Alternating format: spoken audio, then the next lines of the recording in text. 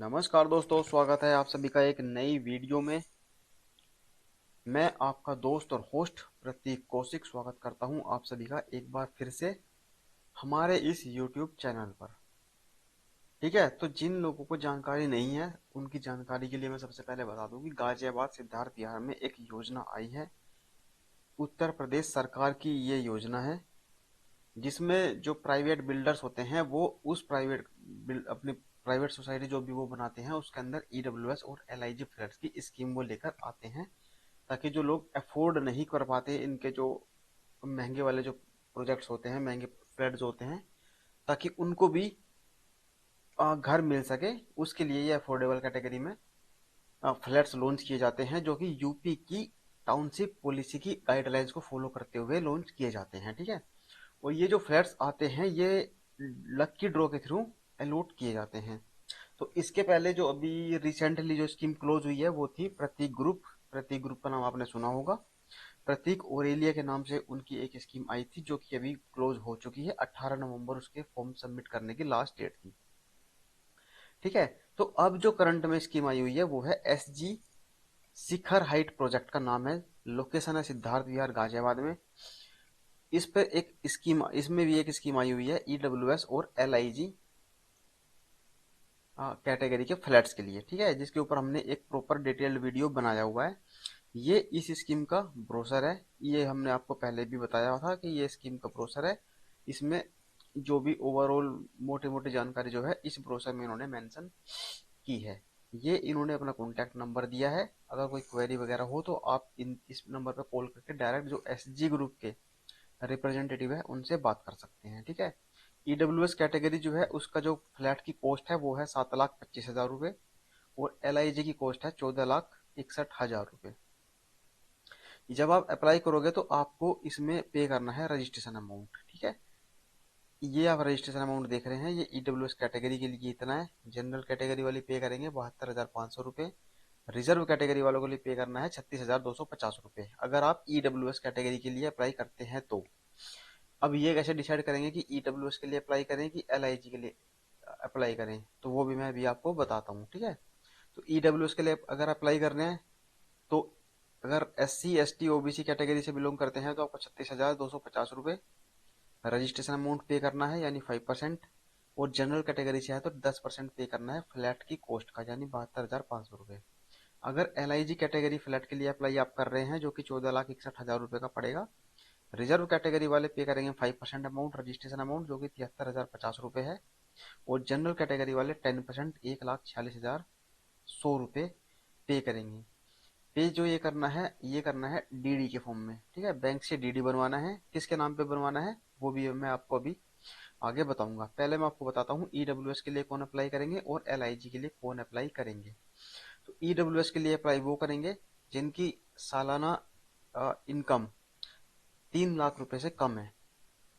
3 लाख या 3 लाख रुपए से कम वो एलिजिबल है ईडब्ल्यूएस कैटेगरी के लिए। और जो 3 से 6 के बीच में फॉल करते हैं वो अप्लाई करेंगे एलआईजी फ्लैट के लिए। ठीक है, तो इसका एरिया जो है ईडब्ल्यूएस कैटेगरी वाले का जो फ्लैट का एरिया है वो 39 स्क्वायर मीटर होगा। और एलआईजी कैटेगरी वाले के लिए जो होगा 46 स्क्वायर मीटर का फ्लैट आपको मिलेगा। फ्लैट का लेआउट क्या है वो मैंने एक डिटेल्ड वीडियो ऑलरेडी चैनल पर बनाकर डाल दिया है। ब्रोशर का फुल वीडियो बना के डाला है। एक जो इन्फॉर्मेशन ब्रोशर में मेंशन है वो मैंने आपको बता दी है। ठीक है, तो ये है वो वीडियो। ये जाके आप चैनल पर देख सकते हैं। इस वीडियो के डिस्क्रिप्शन बॉक्स में और कमेंट सेक्शन में भी इस वीडियो का लिंक आपको मिल जाएगा। उस पर क्लिक करके आप एक डिटेल्ड वीडियो इस स्कीम से रिलेटेड देख सकते हैं। ठीक है, इस स्कीम में हम सिर्फ डिस्कस करेंगे कि फॉर्म कैसे भरना है, फॉर्म कहाँ मिलेगा, क्या क्या डॉक्यूमेंट्स वगैरह लगेंगे, इस तरह की जानकारी हम इस वीडियो में आपको देंगे। तो ये इस स्कीम का ब्रोशर था। 18 नवंबर से ये स्कीम शुरू हो चुकी है और 18 दिसंबर तक ये स्कीम चलेगी, यानी 18 दिसंबर को लास्ट डेट होगी जिस दिन आप ये फॉर्म सबमिट करेंगे। ठीक है, बाकी सारे डॉक्यूमेंट्स लगा के और डीडी लगा के। और इसके बाद हम चलते हैं आगे। ये वीडियो आप डिटेल वीडियो चैनल पर जरूर देख लेना ताकि आपको इस स्कीम से रिलेटेड सारी जानकारी मिल जाए। ठीक है, इसके बाद ये अब एप्लीकेशन फॉर्म है, इसी के बारे में आज हम जानकारी लेंगे कि एप्लीकेशन फॉर्म कैसे भरना है, क्या क्या भरना है और फॉर्म हमें कहाँ से मिलेगा। ठीक है, तो ये आप स्क्रीन पर देख रहे हैं एक एप्लीकेशन फॉर्म। एक तो जी ये ब्रोशर है, इस ब्रोशर में ही लास्ट पेज पे दो एप्लीकेशन फॉर्म मिलेंगे, एक हिंदी में है और एक इंग्लिश में है। तो आपको कोई एक ही एप्लीकेशन फॉर्म भरना है, चाहे आप जिस भी लैंग्वेज में आप कंफर्टेबल हो। हिंदी में चाहे आप हिंदी में भर सकते हैं और इंग्लिश में चाहे आप इंग्लिश में भर सकते हैं। ठीक है, तो ये एक सैंपल फॉर्म है जो हमने फिल किया हुआ है, सैंपल फॉर्म फिल किया हुआ है इंग्लिश वाला जो है। ठीक है, तो ये हम आपको दिखाते हैं जूम करके ताकि आप क्लियरली विजिबल हो जाए। तो इस तरह से ये फॉर्म आपको दिखेगा। यहाँ पे एक स्पेस आपको खाली छूटा हुआ मिलेगा, इसमें आपको अपना फोटो पेस्ट करना है, पासपोर्ट साइज। ठीक है, यहाँ पे हमने कुछ नहीं लगाया, पासपोर्ट साइज फोटो आपको यहाँ पे लगाना है। हर फॉर्म जो भी आप फॉर्म खरीद के लाएंगे यहाँ पर उस फॉर्म का नंबर मेंशन होगा। जैसे यहाँ पे 19 है तो आपको फॉर्म नंबर यहाँ पे मेंशन होगा। ठीक है, तो इस फॉर्म को आप जब भरोगे यहाँ पे फोटो चिपकाना है, रजिस्ट्रेशन डेट। ठीक है, यहाँ पे रजिस्ट्रेशन डेट वगैरह जिस भी दिन आप फॉर्म वगैरह जमा करने जा रहे हो वो डेट आप यहाँ पर मेंशन कर देना। Registration for the allotment of EWS या एलआईजी फ्लैट, किस कैटेगरी के लिए आप रजिस्ट्रेशन करने हैं वो आप यहाँ पे मेंशन कर देंगे। ठीक है, इस तरह से ईडब्ल्यूएस के लिए अप्लाई कर रहे हो तो ईडब्ल्यूएस फ्लैट, एलआईजी के लिए कर रहे हो तो एलआईजी। इसके बाद है स्कीम नेम, ये ऑलरेडी यहाँ पर फील्ड है। ठीक है, लिखा हुआ है एसजी शिखराइट group housing scheme Siddharth Vihar Ghaziabad. ठीक है, ये तीन चीजें भर दी हमने। चौथा हमने फोटो लगा दिया। प्रॉपर्टी कैटेगरी, इसमें भी एलआईजी पे टिक करना है। इन्होंने दो जगह पूछा, ये ऊपर भी पूछा कौन सी कैटेगरी के लिए रजिस्ट्रेशन कर रहे हैं और यहाँ पर प्रॉपर्टी कैटेगरी करके पूछा है। तो इस तरह से जिस भी कैटेगरी के लिए आप टिक कर वो अप्लाई कर रहे हैं उस पर टिक कर देंगे। एप्लीकेंट नेम, फिर यहाँ पे आएगा सबसे पहले आपका नाम। ठीक है, कैपिटल लेटर्स में भरना ताकि कोई डाउट ना हो, कोई कंफ्यूजन ना हो कि क्या लिखा है। ठीक है, कैपिटल लेटर में लिखना अपना नाम क्लियरली। ठीक है, first name and second name clearly visible होना चाहिए। जॉइंट नेम जो है ये अगर आप किसी के साथ को एप्लीकेंट बना के किसी के साथ मिलके अप्लाई कर रहे हैं तो यहाँ पे आएगा जॉइंट नेम। को एप्लीकेंट सिर्फ अपने ब्लड रिलेशन वाला कोई बनाना, और मैं बोलूंगा आपको सिर्फ अपनी वाइफ को ही बनाना। अगर हस्बैंड अप्लाई कर रहे हैं तो वाइफ को, अब वाइफ एप्लीकेंट है तो हस्बैंड को को एप्लीकेंट के नाम पे फिल यहाँ पर करना। ठीक है, तो अगर आप को एप्लीकेंट के साथ अप्लाई कर रहे हैं तो को एप्लीकेंट का नाम भी आप यहाँ कैपिटल लेटर्स में क्लियरली मेंशन करना। इसके बाद आता है मैरिटल स्टेटस, मैरिड है अनमैरिड है। ठीक है, वो क्लियरली अपना स्टेटस जो भी है यहाँ पर आपको इस तरह से फिल कर देना है। इसके बाद आती है एज, एज यहाँ पर आपको क्लियरली मेंशन कर लेनी है। यहाँ पर सेक्स, मेल फीमेल जो भी है यहाँ पर आपको ये फिल करना है। नेशनैलिटी इंडियन होगा। इसके बाद आता है एड्रेस फॉर कोरेस्पोंडेंस, यहाँ पर आपको अपना पूरा एड्रेस मेंशन करना है। हमने यहाँ पे खाली छोड़ा हुआ है तो आप अपना पूरा एड्रेस यहाँ पर फिल कर देना। पूरा एड्रेस फिल करना है और इसके बाद यहाँ पे पिन कोड, जो भी पिन कोड है आपके एरिया का वो पिन कोड आपको यहाँ पे लिखना है। इसके बाद मोबाइल नंबर यहाँ पे लिखना है। नॉमिनी का नाम आप भर देना जरूर। ठीक है, ये तो आप ऐसा करना जॉइंट नाम मत भरना, नॉमिनी का नाम नॉमिनी बना लेना उसको, या थर्ड पर्सन को नॉमिनी बना लेना।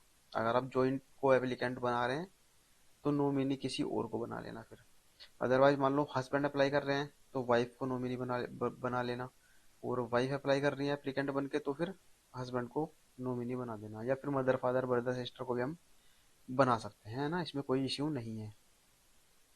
तो जो नॉमिनी है उनका नाम आप खाली मत छोड़ना, नॉमिनी का नाम भी आप जरूर फिल करना। कैपिटल लेटर्स में ही आपको सारी डिटेल्स ये फिल करनी है।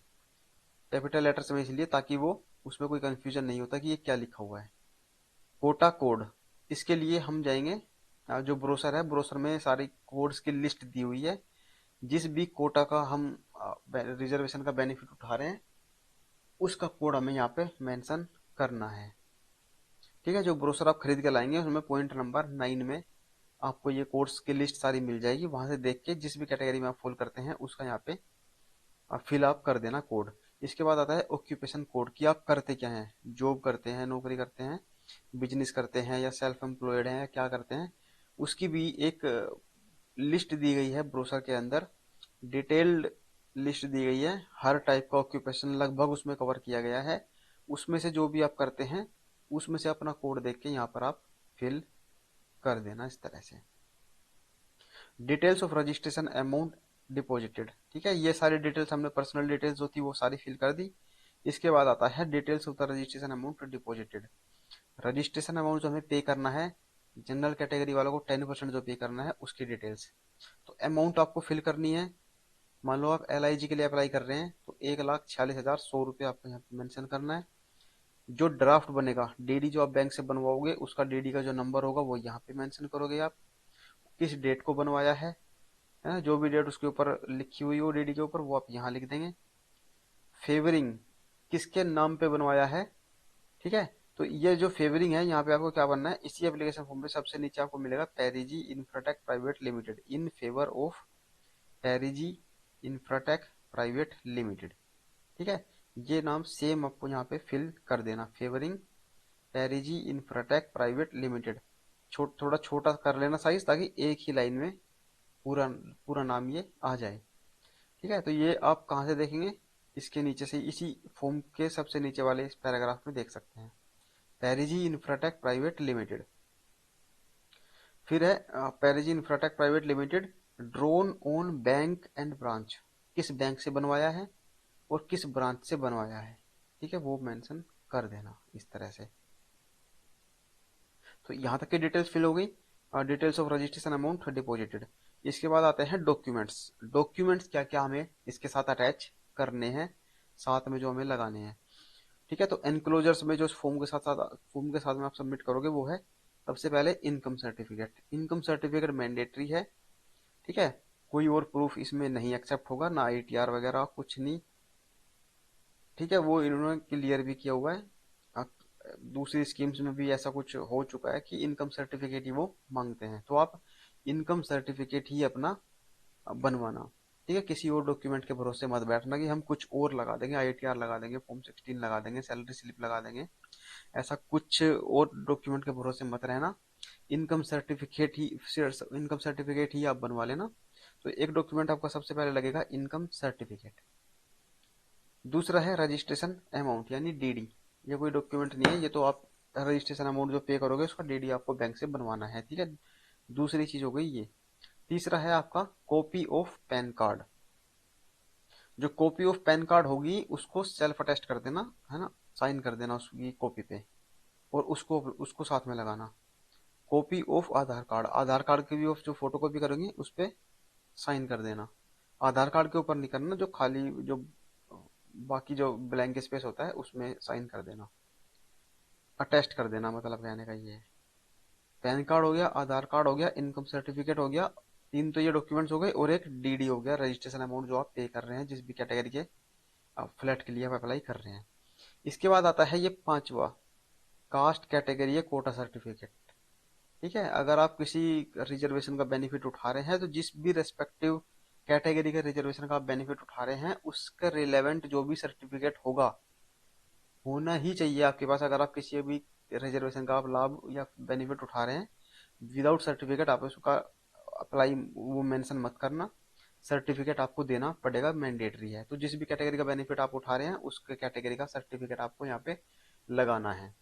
तो ये पांचवा डॉक्यूमेंट हो जाएगा अगर आप इसके लिए एलिजिबल हैं तो, ठीक है। अदर डॉक्यूमेंट कुछ नहीं है, बाकी आप ये 5 पूरे कर लेना, इतने ही डॉक्यूमेंट्स आपको इसके साथ लगाने हैं, ठीक है। टिक कर देना सारी चीजें, ये जो जो भी आप डॉक्यूमेंट्स अपलोड करोगे। अगर ये वाला नहीं है आपके पास, इसके लिए आप एलिजिबल नहीं है, तो ये मत करना। जैसे हमने किया हुआ है 1 2 3 4, 4 डॉक्यूमेंट्स पे टिक। उसके बाद ये डिक्लेरेशन पढ़ लेनी है, और ये पढ़ के हमें यहाँ पे अपने साइन कर देने हैं इस तरह से, ठीक है। लास्ट में आती है एक्नोलेजमेंट। एक्नोलेजमेंट भी आपको फिल कर देनी है।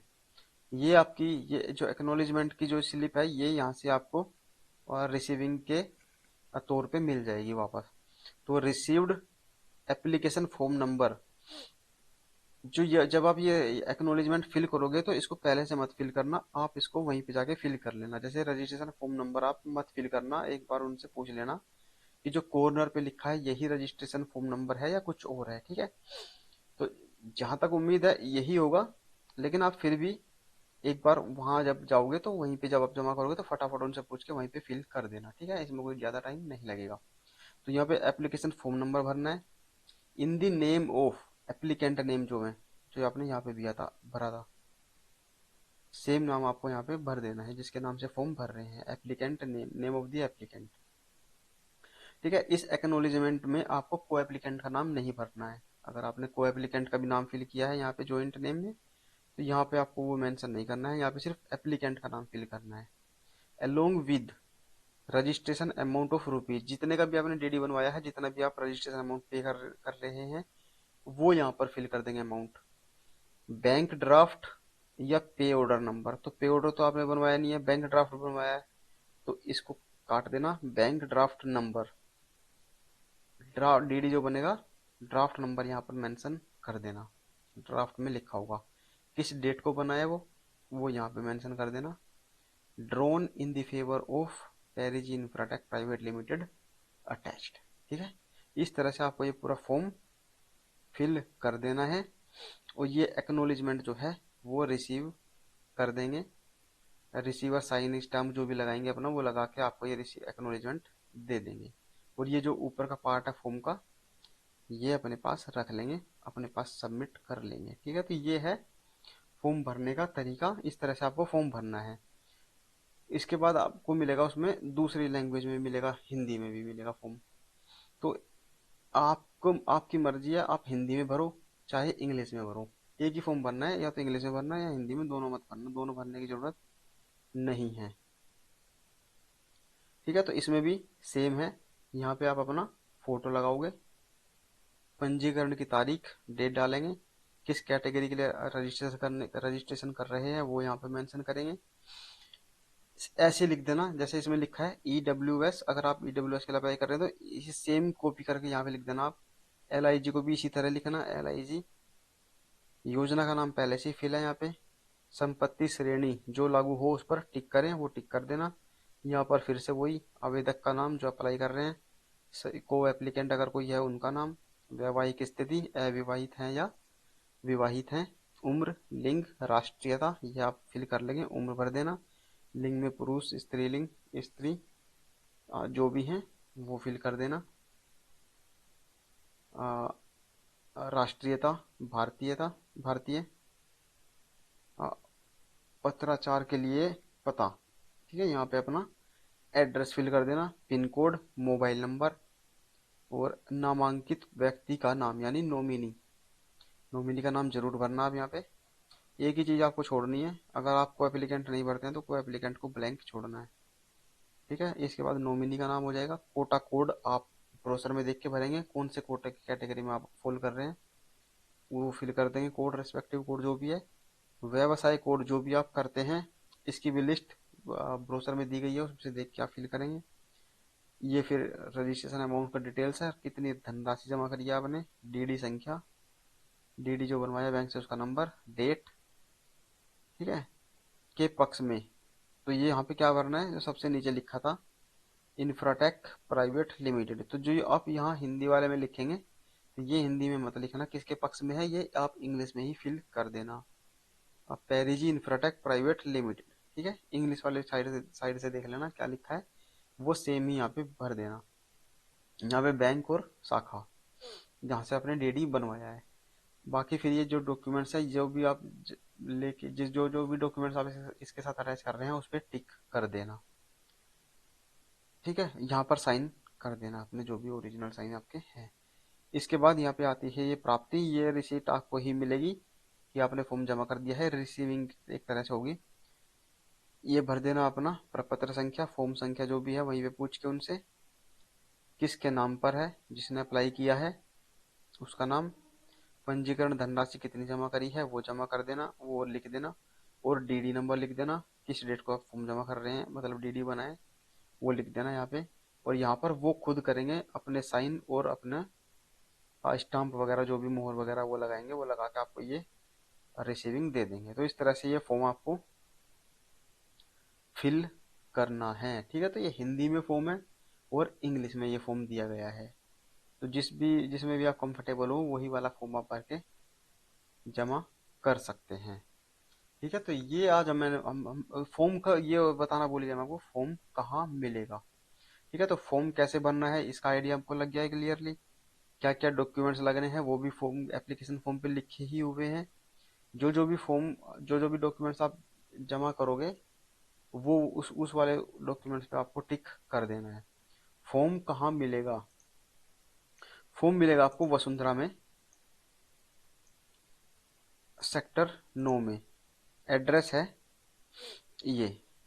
तो forms are available at the Messrs Perigee Infratech private limited, ये तो उनका कंपनी का नाम है। एड्रेस है ground floor 3, alpha tower 1, sector 9, INS 10, Vasundhara, Ghaziabad 201012 pin code है यहाँ का।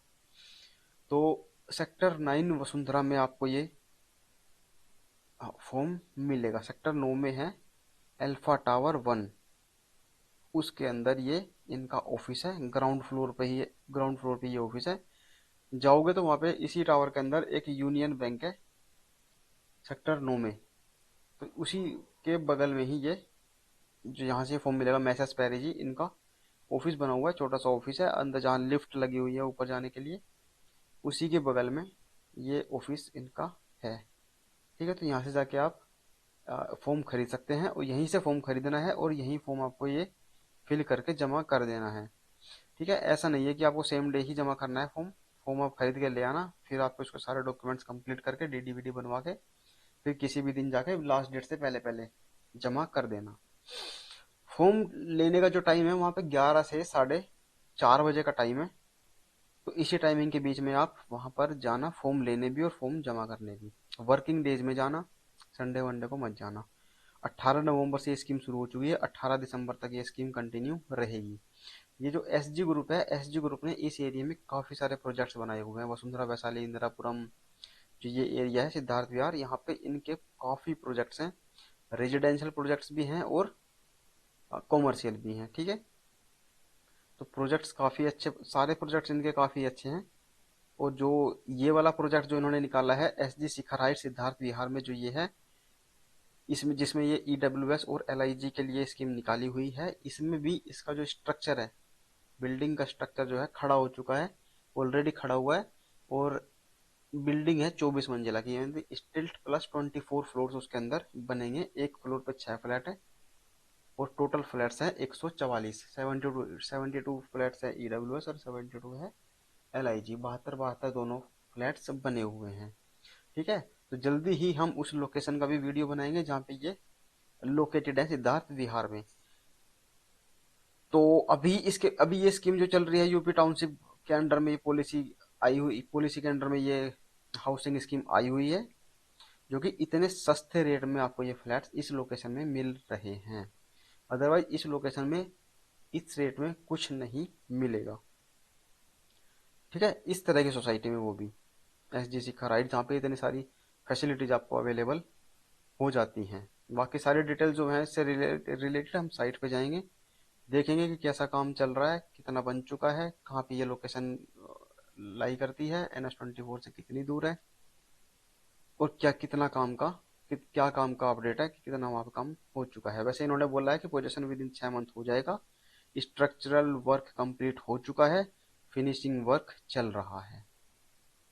ठीक है, बाकी अभी सुना था कि काम वहाँ पर थोड़ा रुका हुआ है ड्यू टू पोल्यूशन। NGT ने कुछ रोक लगाई हुई है कंस्ट्रक्शन या ऐसे कुछ काम करने के ऊपर, तो कुछ काम थोड़ा सा डिले हो रहा है।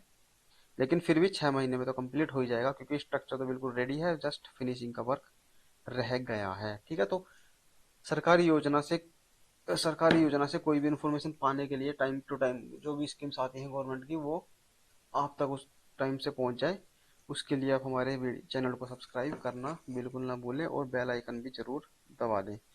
ये जानकारी आपको पसंद आई हो इस वीडियो में जो हमने डिस्कस किया, तो वीडियो को लाइक कर देना, कोई क्वेरी हो तो कमेंट कर लेना, बाकी वीडियो को शेयर जरूर कर देना, और सब्सक्राइब तो आपने कर ही लिया होगा।